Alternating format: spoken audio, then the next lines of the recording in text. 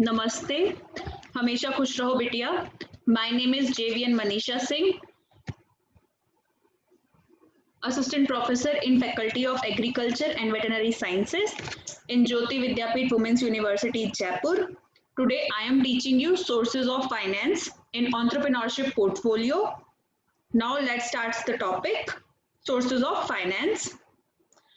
In our present day economy, finance is defined as the provision of money at the time when it is required. Every enterprise, whether big, medium, small, needs finance to carry on its operations and to achieve its targets. In fact, finance is so indispensable today that is rightly said that it is the life blood of an enterprise. Why do we need finance? First of all, setting up a business. Second, need to finance our day to day activities. Third, for expansion of the business. Fourth is research into new products. And fifth is special situations such as fall in sales.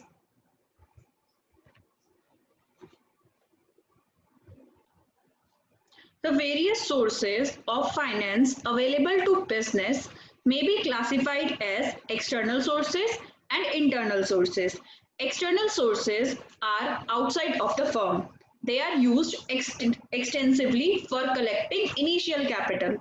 The important external sources are issue of shares, issue of debentures, public deposits, loan from institutions, bank credit. And second one is internal sources. These are available within the firm. They develop after few years of profitable working of the firm. The important internal source of finance is retained profit, and it is also called as plowing back of profit. Here, the undisturbed profit of the firm is reinvested in the business.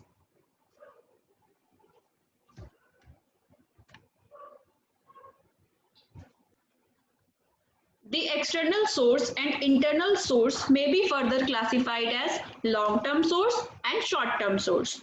Long-term source is a business firm requires long-term finance for meeting fixed capital needs. These funds are required generally for long duration. As the name indicates, it is a long-term source. The main sources of long-term finance may be divided into two: owned capital and debt capital. Whereas short-term sources are the short-term funds are required for meeting working capital requirement. These funds are required for a short period. The short-term funds can be arranged from taking short-term loans, accepting deposits, etc. Then shares. The capital of the company is divided into shares. Each share forms a unit of ownership of a company and is offered for sale so as to raise capital for the company. Shares can be broadly divided into two categories: equity shares and preference shares. Equity shares are also known as ordinary shares. For legal reason, a company cannot exist without equity shares. The above definition reveals the two important features of the equity shares. The equity shares do not enjoy preference in getting divided, and the equity shares do not have priority for payment of capital at the time of winding up of the company. Then preference shares. As the name indicates, these shares have certain privileges and preferential rights distinct from those attaching to the equity shares. The shares which carry following preferential rights are termed as preference shares. A preferential right as to the payment of dividend during the lifetime of the company, and a preferential right as to return of the company capital in the event of winding up of the company. Holder of these shares have a prior right to receive the fixed rate of dividend before any dividend is paid to the equity shares. The rate of dividend is prescribed in the issue. Then retained profits. Retained profits are earnings of the company which are retained in the business. It is the sum total of those profits accumulated over years and reinvested in the business rather than distributed as dividend. The process of accumulating corporate profits and their utilization in business is called retained earning. Then debentures. Debentures represent borrowed capital. The debenture holders are creditors of the company. The debenture holders get a fixed rate of interest as return on his investment. Board of directors have the power to issue debentures. Then bonds. Bond is a debt security. The company borrows money and issues bonds as a evidence of debt. Bondholder is creditor of the company. The amount of interest is paid or bond.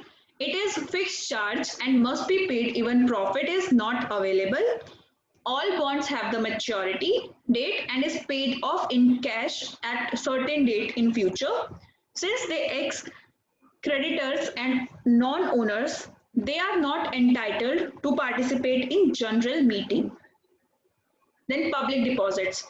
Public deposit is an important source of financing short-term requirement of company. Companies generally receive public deposits for period ranging from 6 months to the 36 months. Loan from financial institution.